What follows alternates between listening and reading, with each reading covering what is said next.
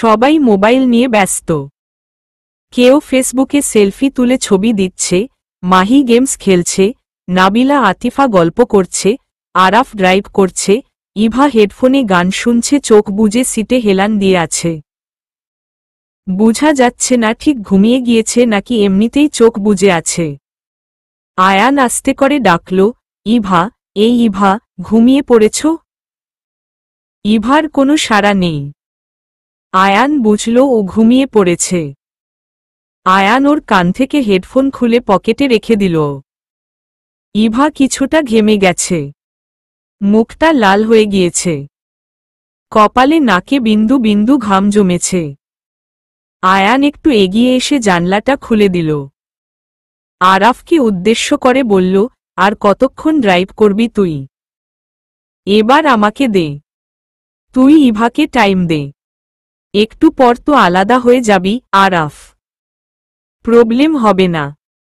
ও ঘুমাচ্ছে। তুই গাড়ি থামা। আমি ড্রাইভ করি। আয়ান। আরাফ গাড়ি ব্রেক করতেই একটু ঝাঁকি খেয়ে ইভার ঘুম ভেঙে গেল। একটু আস্তে ব্রেক করতে পারলি না? আয়ান। কি হয়েছে? গাড়ি থামালো কেন? চলে আসছি। ইভা। না, আর অল্প কিছুক্ষণ লাগবে। বলেই গাড়ি থেকে নামল। কোথায় যাচ্ছেন আপনি? ইভা। ড্রাইভিং সিটে আয়ান। ইভা কিছুক্ষণ চুপ করে বলল, আমিও সামনে বসব। আয়ান সিট বেল্ট বাঁধছিল। ইভার কথা শুনে ওর দিকে ঘুরে তাকাল। আয়ান তাকাতেই ইভা মাথা নিচু করে ফেলল। আস্তে করে বলল, আমি কখনো সামনে বসিনি তো তাই। আয়ান মুচকি হেসে বলল, আসো। ইভা খুশি হয়ে গাড়ি থেকে নেমে সামনে এসে বসল। ওর ভিতরে ভিতরে খুবই এক্সাইটেড লাগছিল। ওর চোখে মুখেই ফুটে উঠছিল। চলেন, ইভা। আয়ান গাড়ি স্টার্ট দিতে গিয়ে কি ভেবে ইভার দিকে তাকাল। কি হলো? চলেন না, ইভা। আয়ান এগিয়ে এসে একটু নিচু হয়ে সিট বেল্ট বেঁধে দিল ইভাকে। তারপর গাড়ি স্টার্ট দিল। একটু পর আয়ান খেয়াল করল ইভা কি যেন খুঁজছে। আয়ান এক হাতে পকেট থেকে হেডফোন বের করে ইভার দিকে এগিয়ে দিয়ে বলল, এটা খুঁজছ? কিভাবে বুঝলেন? আর কপনার কাছে কিভাবে গেল? অবাক হয়ে। ভালোবাসি তো তাই মন বুঝতে পারে। আয়ান। ইভা আর কিছু বলল না। ইভারা চলে এসেছে। ওরা গাড়ি থেকে নেমে গেল। আয়ান নাবিলা আতিফাদেরকে উদ্দেশ্য করে বলল, আমার আমানত দেখে রাখবা কিন্তু। হ্যাঁ জিজু, অবশ্যই। নাবিলা। আয়ান ইভার দিকে তাকিয়ে দুষ্টুমি গলায় বলে উঠল, দেখ হবু বরকে রেখে আবার উড়াল দিও না। অনেক কষ্টের ফল কিন্তু তুমি। পরে দেবদাস হয়ে যাব কিন্তু। মনটাকে বেঁধে রাইখো। ওর কথায় মেঘার তনু তো হাসতে হাসতে শেষ। ইভা লজ্জা পেয়ে বলল, ধুর, আপনি একটা। আমি কি? আয়ান। কিছু না, ইভা। বলো না, আমি কি? আয়ান। ইভা মুখ ভেঙ্গাল, কিছু বলল না। বলবে না তো? একটু রাগী ভাব নিয়ে। আপনি হচ্ছেন রাগী বাবু। ইভা। কি বললা তুমি? আয়ান। হ্যাঁ রাগী বাবু, মুখ ভেঙচি দিয়ে। তবে রে, বলেই আয়ান ইভাকে ধরতে গেল। ঠিক তখনই অন্য গাড়িটা এসে দাঁড়াল। ইভা এক দৌড়ে ওর বাবা মায়ের কাছে চলে গেল। ইভা আয়ানের বাবা মা থেকে বিদাত নিয়ে চলে আসার সময় পিছনে ফিরে আয়ানের দিকে তাকিয়ে মুখে কোনো শব্দ না করে উচ্চারণ করল, রাগী বাবু। আয়ান ওর দিকে তাকিয়ে হেসে দিল। ছেলেমানুষি পুরাই। আজ প্রায় 1 সপ্তাহ হয়ে গেল ও বাড়ি থেকে এসেছে। কেমন যেন বদলে গিয়েছে ইভা। ওর পুরোটা ভাবনায় এখন শুধু আয়ান। খেতে গেলে, ঘুমাতে গেলে, বই পড়তে গেলে সবসময় আয়ানের সাথে কাটানো মুহূর্তগুলোই মনে পড়ে। আয়ানের সাথে কাটানো দিনগুলো ওর জীবনের স্মরণীয় কিছু দিন ছিল। সেদিনের পর থেকে আয়ানের সাথে তেমন কথা হয়নি। মেসেঞ্জারে 2-1টা মেসেজ, তাও আবার আজকে মেসেজ দিল 2 দিন পর রিপ্লাই আসে। তাই ইভাও তেমন মেসেজ দেয় না। এভাবেই কেটে যাচ্ছে দিনগুলো। ইভার ঘুম থেকে উঠতে একটু দেরি হয়ে গেল। কাল রাত জেগে সমরেশ মজুমদারের গর্ভধারিণী বইটা পড়েছিল। ঘুম থেকে উঠে ফ্রেশ হতেই দেখল ড্রয়িং রুমে অনেক মানুষের কথা শোনা যাচ্ছে। ইভা গিয়ে দেখল তনু, ঈশান ভাইয়া, আরিশা, আয়ানের বাবা মা, নাবিলার আম্মু আব্বু, ইভার আম্মু আব্বু বসে কথা বলছে। আরিশা তো ইভাকে দেখেই এসে জড়িয়ে ধরল। ঈশস ভাবিপু, তুমি তো সুন্দর হয়ে গেছো অনেক। আরিশা। ইভা মুচকি হেসে আয়ানের বাবা মায়ের পা ধরে সালাম করল। আয়ানের মা ইভাকে নিজের পাশে বসাল। ভাবি, আয়ানের দাদাভাই চাচ্ছে খুব তাড়াতাড়ি বিয়েটা হতে। আপনাদের কোনো আপত্তি না থাকলে আমরা কেনাকাটা শুরু করে দিতে চাই। আমাদের সবার ছোট ছেলের বিয়ে খুব ধুমধাম করে দিতে চাই আমরা। আয়ানের বাবা। হ্যাঁ, আর আয়ানের বাবাও অফিসের কাজে অনেকদিনের জন্য বাহিরে যাবে, তার আগেই সব ঠিক করতে চায়। আয়ানের মা। আমাদের কোনো আপত্তি নেই, আমরাও তাহলে শুরু করি। ইভা তো আমাদের একমাত্র মেয়ে। ইভার বাবা। কাল আমরা তাহলে ইভা মাকে নিয়ে বিয়ের শাড়ি কিনতে যাব। আয়ানের মা। ইভার খুব লজ্জা লাগছে। ও চুপ করে বসে আছে। কিরে মা, তোর কি ইচ্ছে আছে? নাবিলা মা। না আন্টি। ইভা। সে কি রে, তোর না বিয়ের শাড়ি নিয়ে কত প্ল্যান? এই কালার শাড়ি পরব, ওই কালার পরবি। নাবিলা। হ্যাঁ, তুই তো এক্সপার্ট এগুলোতে। নিউ ড্রেসের ডিজাইন করা, কোনো প্রোগ্রামে কি রকম শাড়ি পরবে, কিভাবে সাজবে, ওয়েডিং প্ল্যানার। তনু। আসলে হলুদের দিন হলুদ শাড়ি, বিয়েতে লাল বেনারসি পরা ট্রেন্ড হয়ে গিয়েছে। ইভার ভালো লাগে না। ও সব সময় বলতো আমি হলুদে হলুদ কিংবা বিয়েতে লাল শাড়ি পরব না।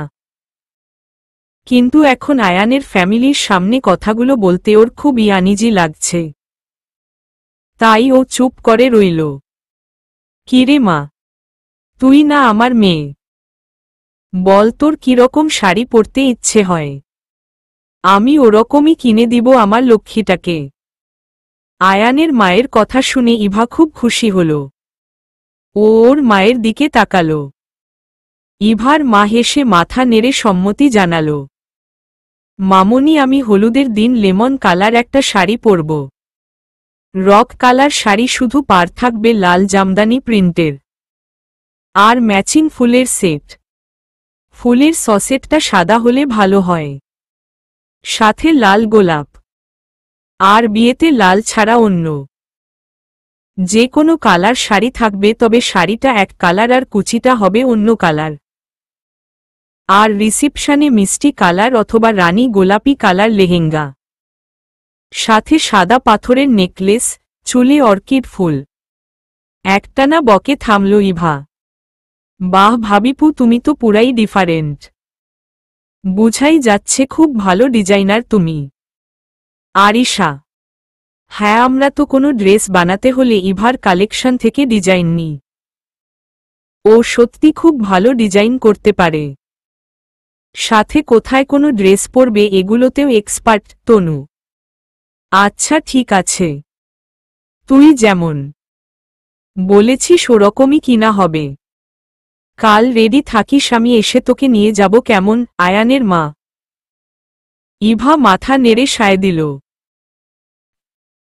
ওরা সবাই চলে যাওয়ার পর ইভা তনুকে ফোন দিল। হ্যাঁ ইভু বল। তনু। তনুপু আয়ান কোথায়? ইভা। ও ডিউটি নিয়ে ব্যস্ত। এতদিন ছুটি কাটিয়েছে, এখন আর ওর দেখা নাই। তোর সাথে কথা হই? তনু। সেই যে গাড়ি থেকে নেমে কথা হয়েছিল আর হয়নি। ইভা। ওহহ, ও এমনি রে তনু। এটা আবার কেমন? একটা ফোন দেওয়া যায় না বুঝি? অভিমানী সুরে।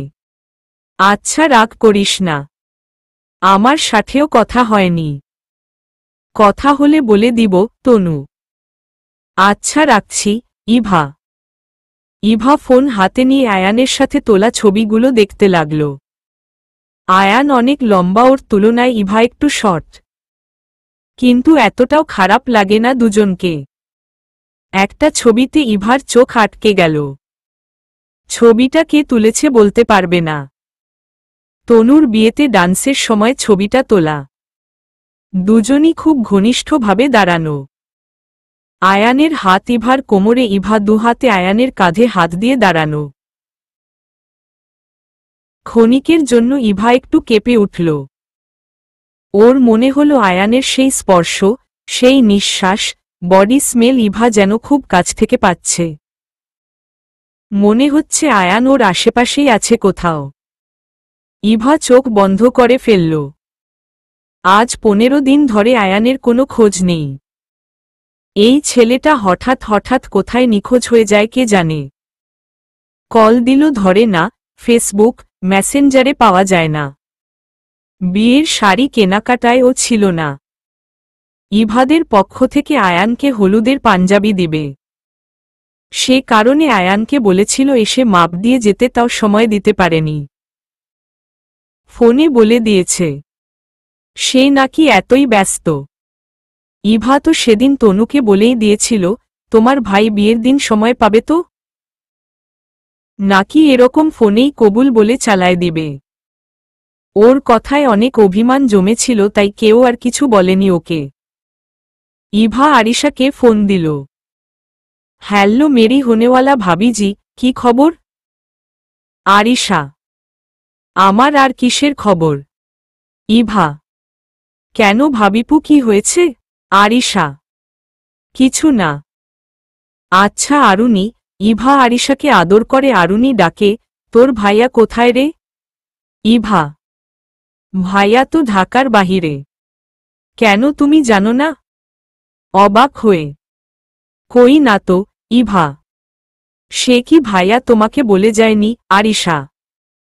না, আমি তো মাত্রই শুনলাম। কবে গেল? ইভা। 45 দিন হয়ে গেছে। অফিসের কাজে। আরিশা। ওহহ, আমাকে একবার বলতে তো পারত। আমারও তো চিন্তা হয়, মন খারাপ করে। ভাইয়া একটু এমনি ভাবিপু। তুমি একদম মন খারাপ করো না। আমি বলবো ভাইয়াকে তোমার সাথে কথা বলতে। বাসায় ও তেমন ফোন দেয় না। আরিশা। মা বাবা কেমন আছে? ইভা। এই তো ভালো। আরিশা।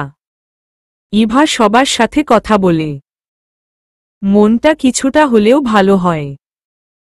ফোন রেখে চুপ করে বারান্দার দোলনায় গিয়ে বসে পড়ে। আয়ানটা এমন কেন? কখনো মনে হয় কত সেন্সিটিভ, কত কেয়ারিং, কত ভালোবাসে, আবার কখনো মনে হয় ওর মধ্যে ভালোবাসার ছিটফোঁটাও নেই। একবার বলতে তো পারত। মানলাম একটু বেশিই ব্যস্ত, তাই বলে 2 মিনিটের জন্য ও কি সময় বের করতে পারে না? একটা মেসেজ দিতেও পারে না? এবার আসুক, আমিও কথা বলবো না, মনেমনে বলে ইভা। আরও 1 সপ্তাহ কেটে গেল এভাবেই। আয়ানের সাথে কারোই কোনো যোগাযোগ নেই। সেদিন রাতে আরিশা বসে টিভি দেখছিল। কলিং বেল বাজতেই আরিশা গিয়ে দরজা খুলে অবাক হয়ে গেল। ভাইয়া তুই এত রাতে? আরিশা। আয়ান কিছু না বলে ব্যাগটা নিয়ে ঘরে ঢুকে গেল।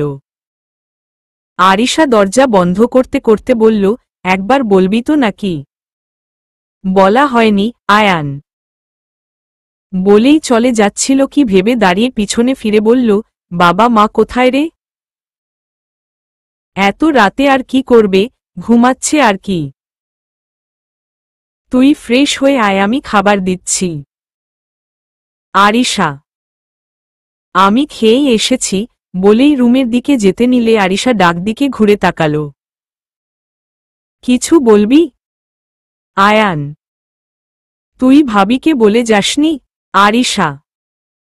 না, বলা হয়নি। কেন? আয়ান। ভাবি ফোন দিয়েছিল। তোর বলা উচিত ছিল। ও তো চিন্তা করে তোর জন্য। কোনো খবর নেই তোর? কিছু হলো কি না?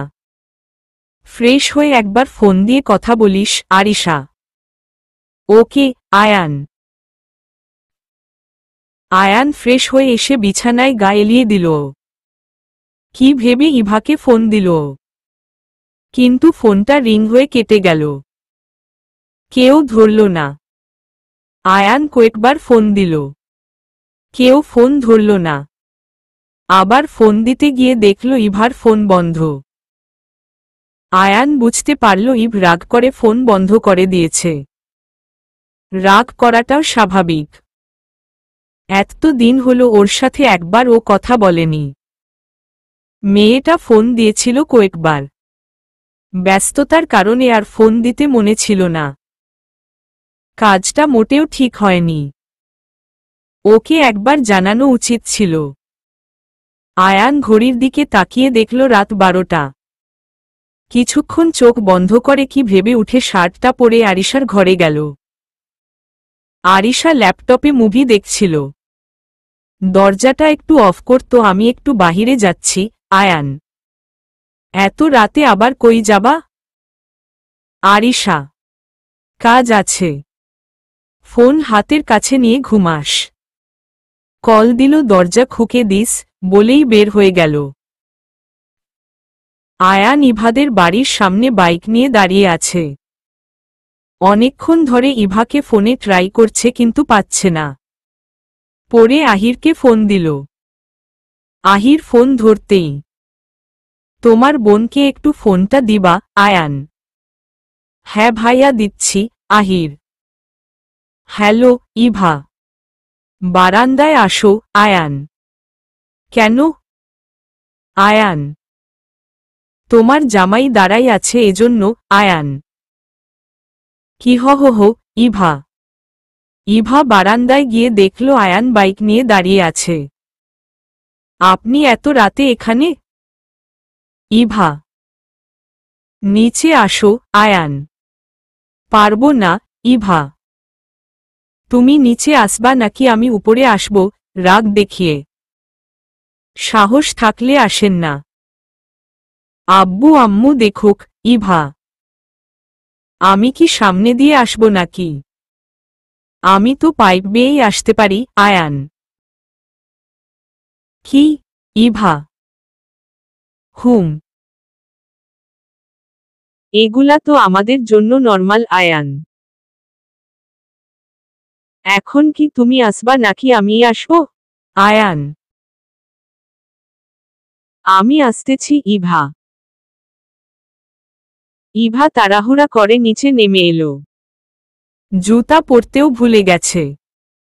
আয়ান বাইকের সাথে হেলান দিয়ে দাঁড়িয়েছিল। ইভাকে দেখেই সোজা হয়ে দাঁড়াল।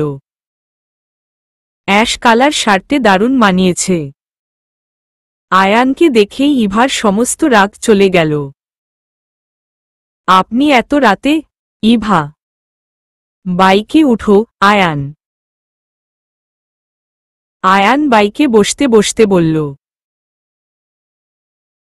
ইভা পিছনে বসতে গেলে আয়ান বলে উঠল, সামনে বসো। তাহলে আপনি বাইক চালাবেন কিভাবে? ইভা। কিভাবে চালাবো সেটা তোমার না ভাবলেও চলবে, উঠো আয়ান। ইভা কিছু না বলে আয়ানের সামনে উঠে বসল। আয়ান বাইক স্টার্ট দিল। কিছুদূর যাওয়ার পর, আপনি কোথায় নিয়ে যাচ্ছেন আমাকে, ইভা? রাতের নির্জনতা উপভোগ করতে, আয়ান। পুরো রাস্তা প্রায় ফাঁকা বললেই চলে। দু একটা গাড়ি চলা ফেরা করছে মাঝে মাঝে। ল্যাম্পপোস্টের আলোতে চারপাশটা খুব সুন্দর লাগছে। ইভা অবাক চোখে দেখছে। রাতের আধারে ঢাকার নিস্তব্ধতা মুগ্ধ করে ওকে। আর আয়ান ইভার মাঝে মুগ্ধ হয়ে আছে। ইভার চুলগুল বাতাসে উড়ে এসে আয়ানের মুখে পড়ছে। ইভাকে সামনে বসিয়ে বাইক চালানোর কারণে ওকে প্রায় দুপাশ থেকে দু হাতে জড়িয়ে রেখেছে। ইভার খেয়াল হলো ও তো আয়ানের উপর রেগেছিল।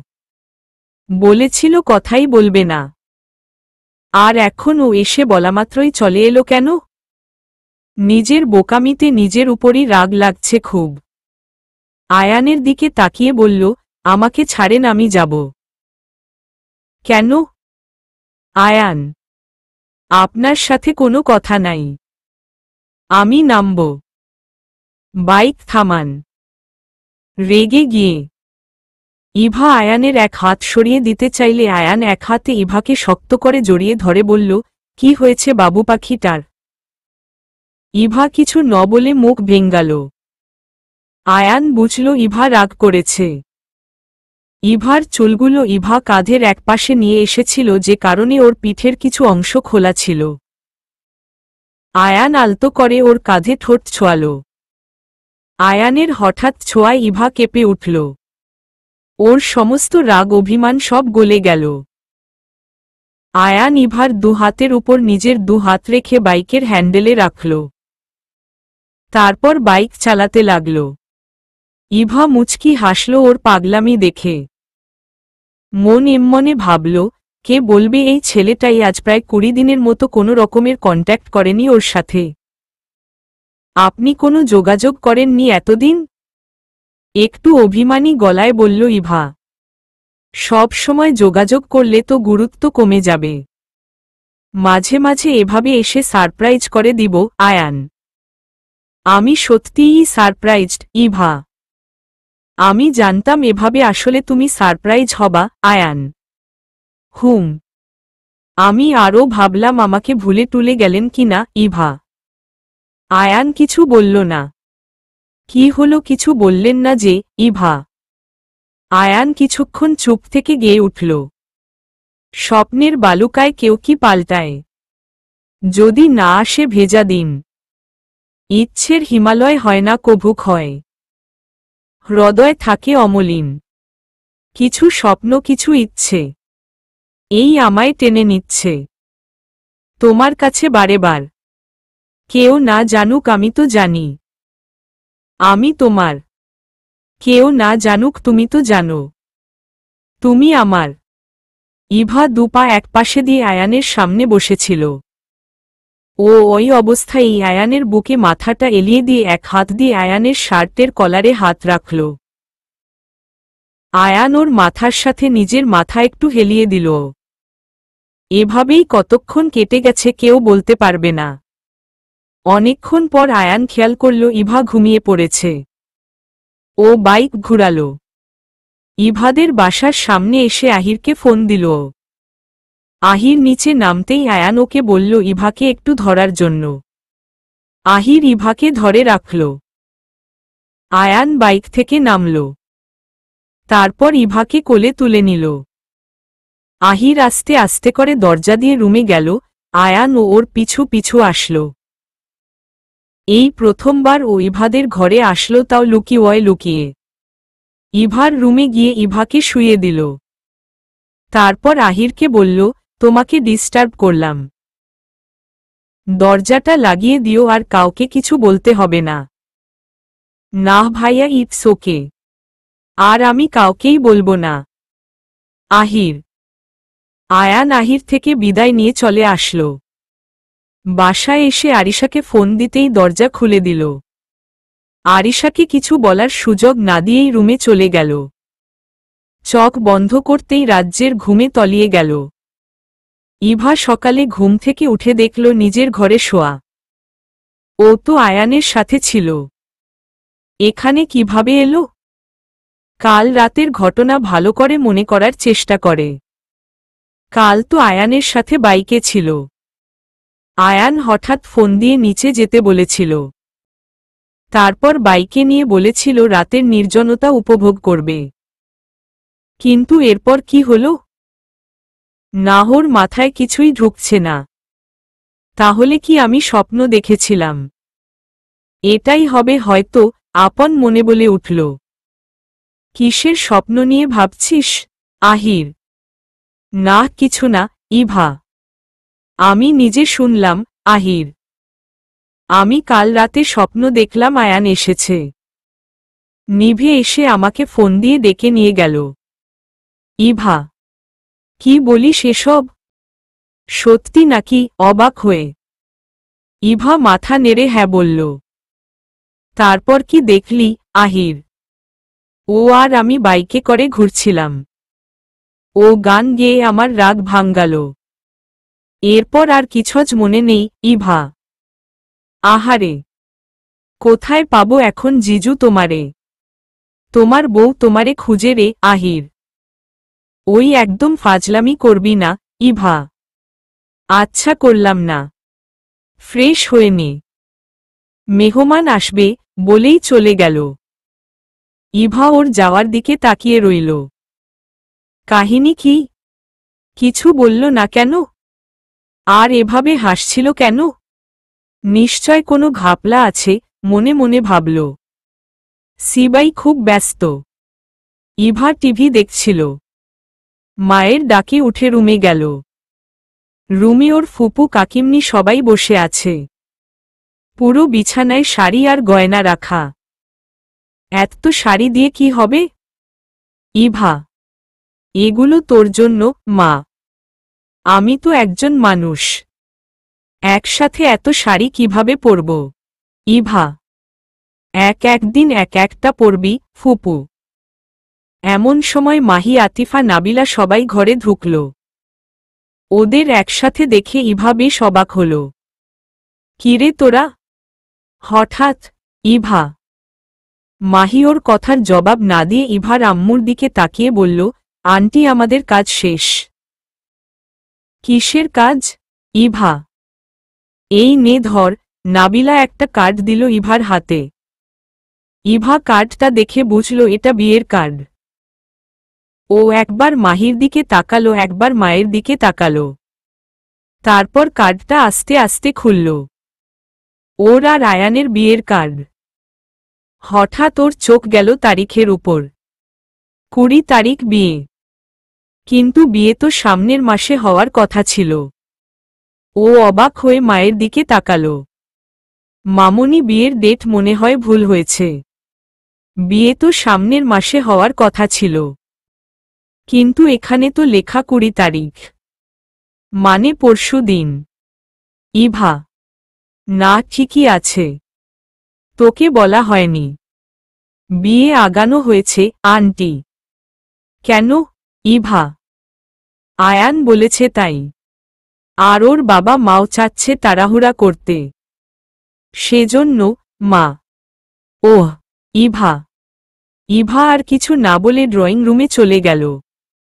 বিয়ে নিয়ে ও খুব এক্সাইটেড ছিল। কিন্তু এখন কেন যেন খুব খারাপ লাগছে। সব কিছু ছেড়ে একবারে চলে যাবে।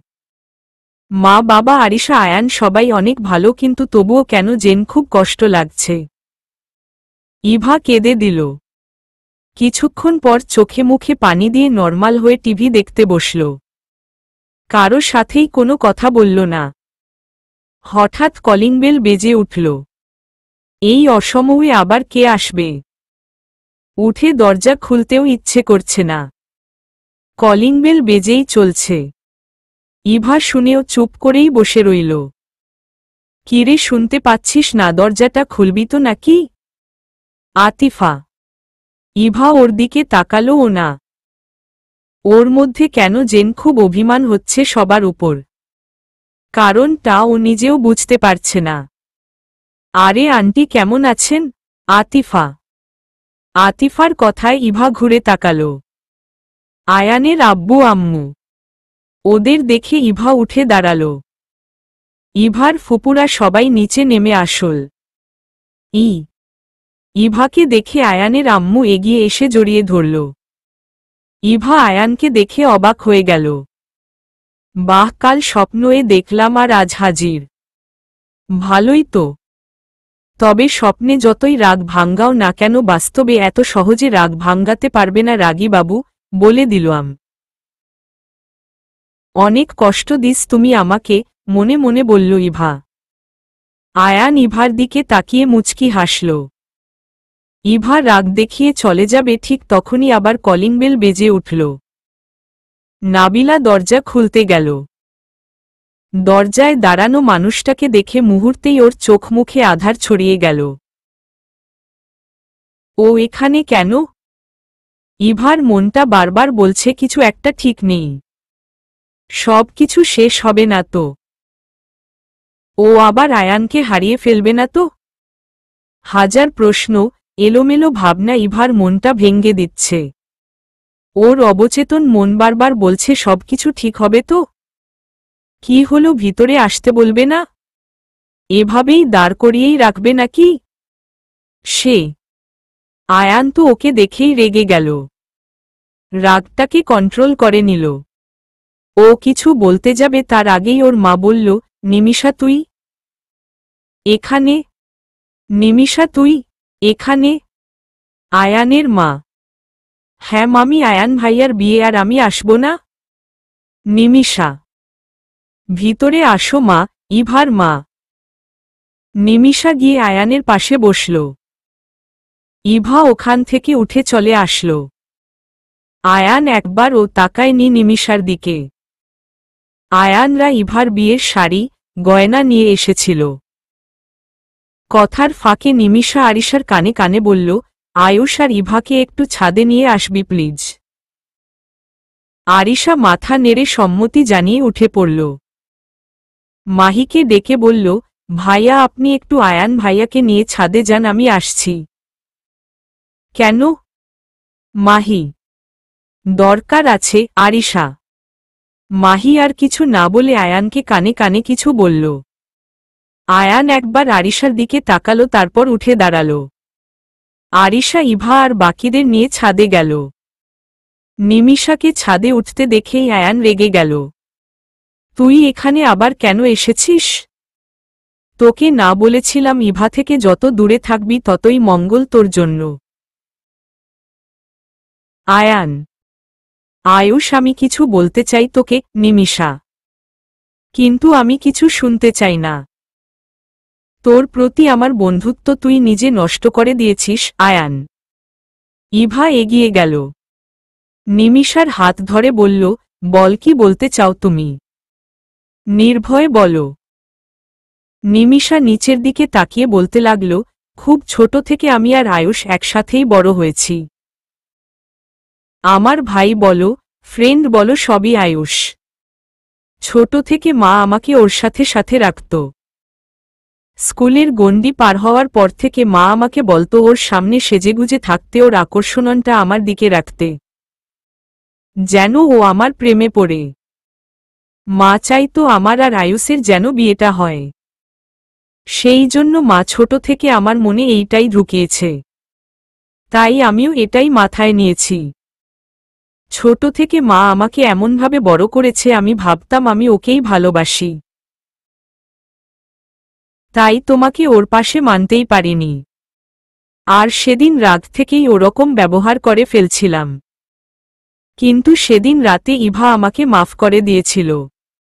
আমি অবাক হয়ে গিয়েছিলাম। আমি ওর সাথে এত খারাপ ব্যবহার করলাম আর ও আমাকে মাফ করে দিল। সবাই রুম থেকে চলে আসার পর মা যখন বলল, আমার সব প্ল্যান নষ্ট হয়ে গেল। তুই থাকতে অন্য একটা মেয়ে এসে এই বাড়ির সবকিছু দখল করে নিবে, এটাও আমাকে মানতে হবে? মা এটা কিছুতেই মানতে পারছিল না। সেদিন বুঝেছিলাম মা আসলে সম্পত্তির উপর লোভ করছিল। সে কারণেই ছোট থেকে আমাকে আয়ানের পিছনে লাগিয়ে দিয়েছে। আসলে আমি যেটাকে ভালোবাসা ভাবতাম সেটা ভালোবাসা ছিলই না। মার কাছে আয়ানকে বিয়ে করব এটা শুনতে শুনতে ওর প্রতি সাময়িক ভালো লাগা ছিল আমার। নিজের মায়ের এই লোভী ভাবনাগুলো আমাকে খুব ছোট করে দিচ্ছিল। তাই কাউকে কিছু না বলে রাতেই চলে এসেছিলাম। আমি মন থেকে চাই তোমরা দুজন ভালো থাক। আমি কথা দিচ্ছি মা আর কখনো তোমাদের কোনো অসুবিধা করবে না। এই কথাটা বলতেই এত দূর আসা। আমি এখনই চলে যাব। আমাকে ক্ষমা করে আয়ুষ। তোর বন্ধুত্বের মর্যাদা আমি রাখতে পারিনি, এক নাগারে কথাগুলো বলে থামল নিমিষা।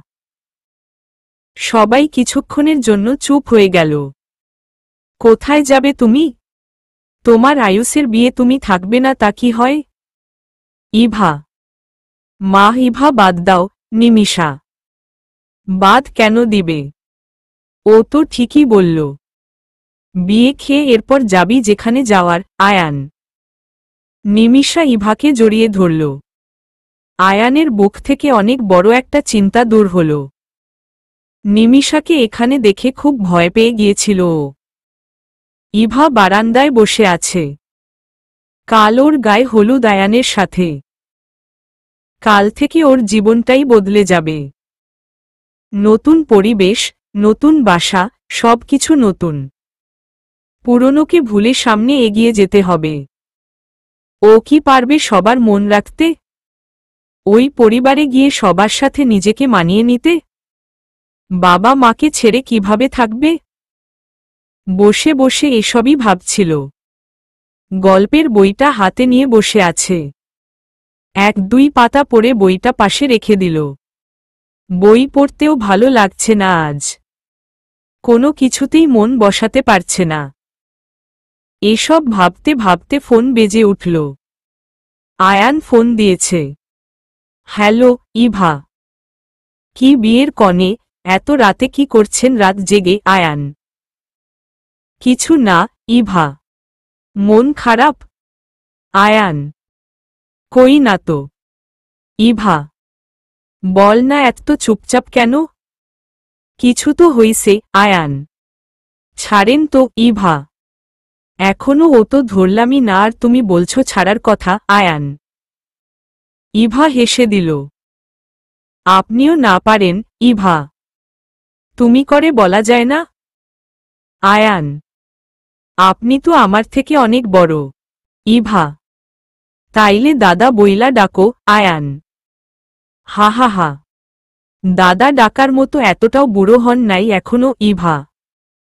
তাহলে জামাই ডাকো, আয়ান। সবাই তো তুমি ডাকে, আমি না হয় আপনিই বলি, ইভা। হুম। রাত ৩টা বাজতেছে, ঘুমাইতে যাও, আয়ান। কি হো হো হো? এত রাত হয়ে গেছে? আল্লাহ, আমি তো খেয়ালই করিনি, ইভা। তোমার কি চোখ আছে বলো? তোমার তো চোখ নাই, আয়ান। বলছে আপনাকে, ইভা। হুম হইছে, যাও ঘুমাতে যাও। Good night, Ayaan. ফোন রেখে দিয়ে ইভা মুচকি হাসল। ওর মনটা কিছুটা হালকা হয়েছে আয়ানের সাথে কথা বলার পর। মুচকি হেসে উঠে দাঁড়ালো ঘুমাতে যাওয়ার জন্য। কাল তো হলিড। অনেক ব্যস্ততার মাঝে কাটবে সারাটা দিন। আজ ইভা আর আয়ানের গায়ে হলুদ। সবাই ভীষণ ব্যস্ত। তনিমা, নাবিলা, আতিফা ওদের উপর দায়িত্ব দেওয়া হয়েছে ইভাকে পার্লারে নিয়ে যাওয়ার। তনুরা সবাই মিলে ইভাদের বাসায় আসল।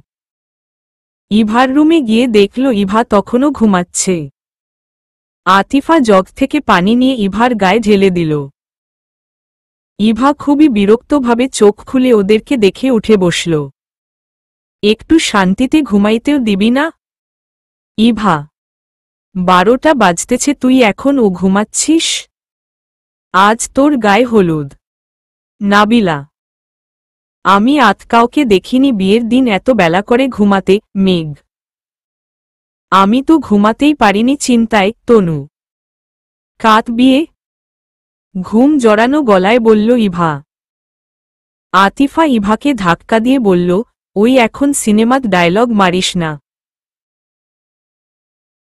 আমি সব ভুলে গেছি, আমার কিচ্ছু মনে পড়ছে না। এগুলা বললে না তুলে আছাড় মারব।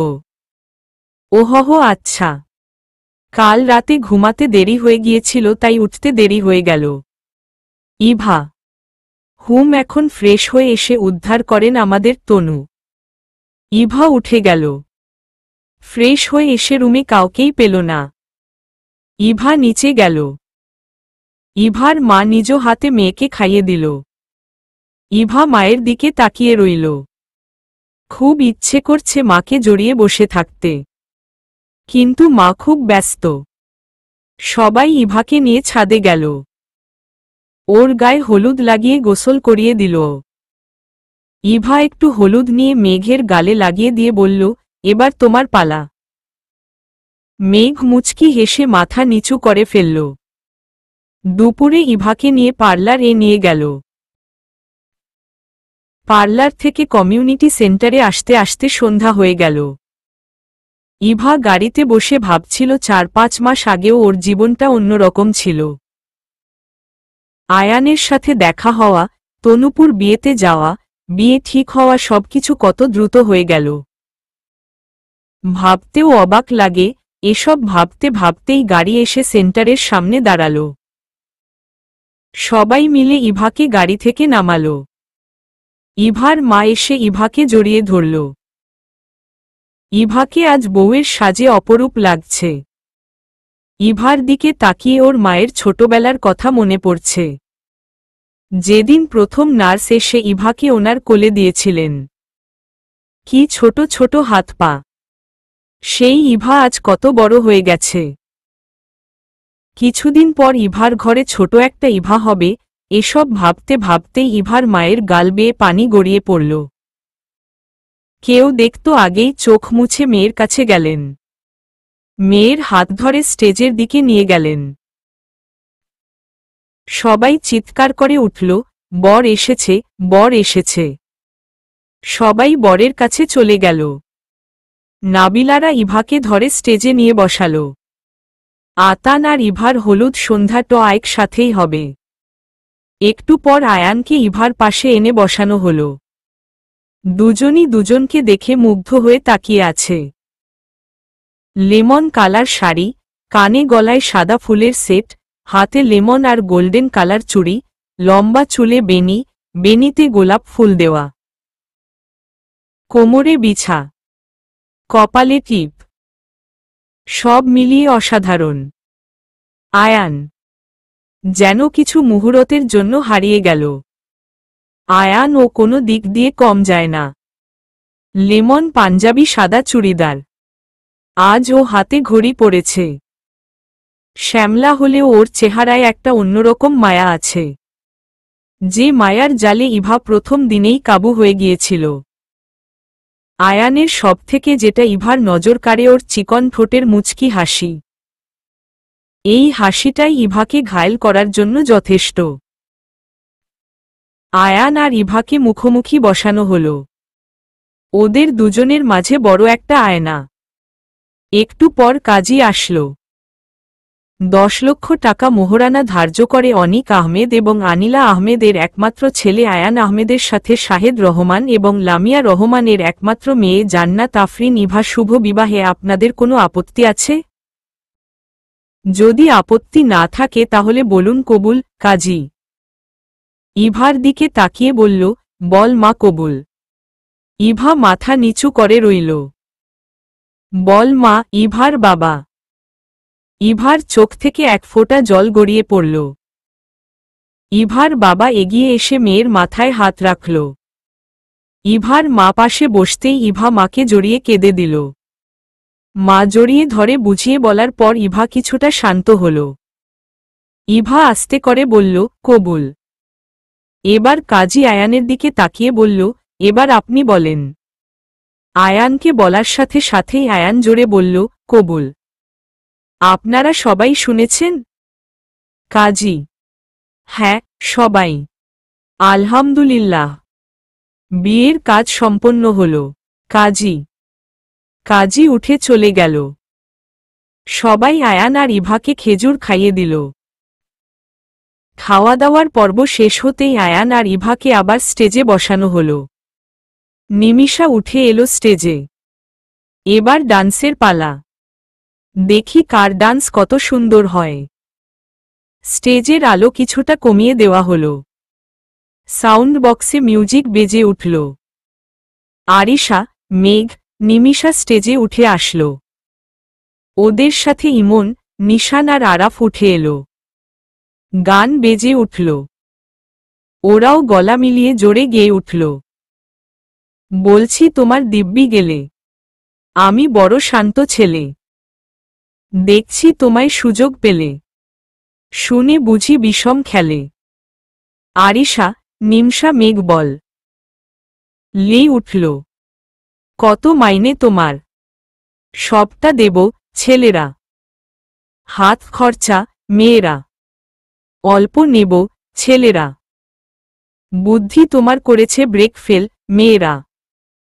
পড়ে গেছি ইস্কেতে। আছি বড় রিস্কতে। খালিপিলি মিস করে যায়। একটু যদি মিশত সে। রাগারাগি কম করে। মনটা নরম করে। এসএমএসে হলেও যদি বলতো আমায় সে। আসো না কেন বাসো না। ভালো লাগে না যে আমার, ছেলেরা। সবাই হাতে তালি দিয়ে উঠল। ওদের পারফরমেন্সটা দারুণ ছিল। পিছন থেকে কেউ একজন বলে উঠল, এবার কনেকে নাচতে হবে। সবাই ইভার দিকে তাকালো। ইভা মাথা নেড়ে না বলল। আয়ান কানে কানে বলল, সবাই বলছে যখন যাও। ইভা চুপ করে রইল। একটু পর লাইট অফ হয়ে গেল। আয়ান ভয় পেয়ে গেল। আবার কিছু হবে না তো? হঠাৎ লাইট অফ হয়ে গেল কেন? হঠাৎ লাইট অফ হয়ে গেল। আয়ান বুঝতে পারল না লাইট নিভে গেল কেন। কিছু হলো না তো আবার? ও উঠে দাঁড়াতে যাবে তখনই খেয়াল করল ইভা ওর পাশে নেই। কোথায় গেল ইভা? আয়ান উঠে দাঁড়াতেই স্টেজে হালকা আলোর শেড জ্বলে উঠল। আবছা ছায়ায় ইভাকে দেখা গেল। তখনই লাইট জ্বলে উঠল, সাথে সাথে গান চালু হল। গানের সাথে ইভা নাচতে লাগল। সবাই হাতে তালি দেওয়া শুরু করল। স্টেজে যখন বিয়ের কনে পারফরমেন্স করে তখন ব্যাপারটা অন্যরকম লাগে সবার কাছে। সবাই উপভোগ করছে। আয়ান বসে বসে ইভার নাচ দেখছে। ইভার মুখ পান পাতা দিয়ে ঢাকা ছিল। ও একটু একটু করে মুখ থেকে পাতাটা সরিয়ে গেয়ে উঠল। সবাই যেন মুগ্ধ হয়ে চেয়ে আছে। এত সুন্দর করে নাচছে সবাই, ওর নাচে আজ বিমোহিত। ওর মাঝে যেন ডুবে আছে। একদম পাক্কা ডান্সারদের মতো নাচছে। ঠিক তখনই মিউজিক বদলে গেল। ইভা দাঁড়িয়ে গেল।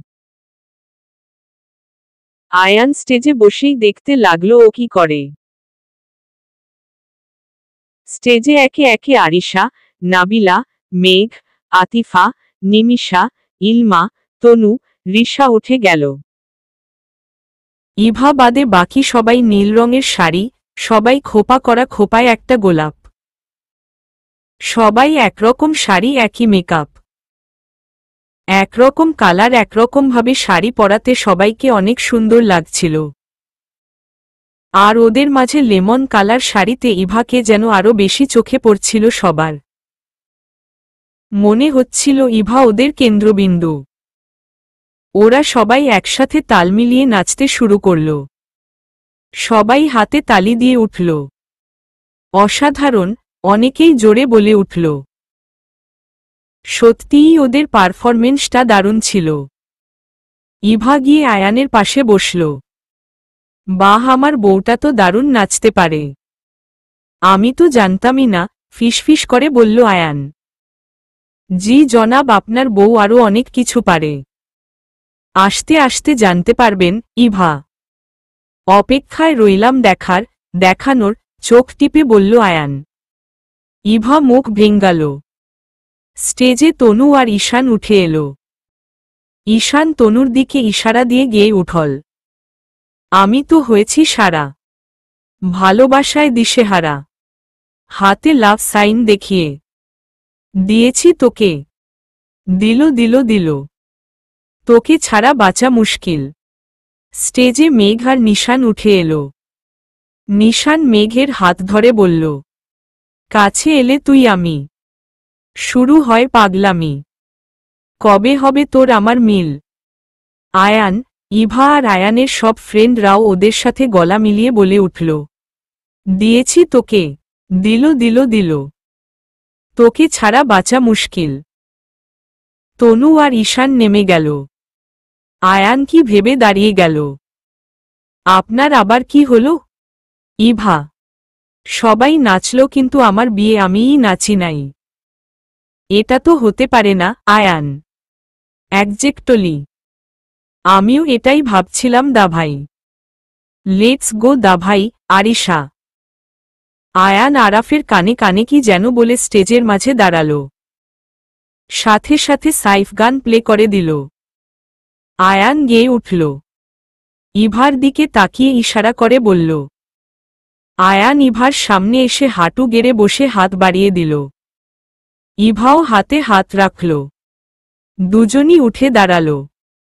আয়ান পিছন থেকে ইভাকে হালকাভাবে কাছে টেনে নিয়ে দুহাত ধরে বলে উঠল। আয়ান এক হাতে ইভার মুখটা উপরে তুলে বলল। ইভা লজ্জায় লাল হয়ে গেল। সবাই বসা থেকে দাঁড়িয়ে গেল।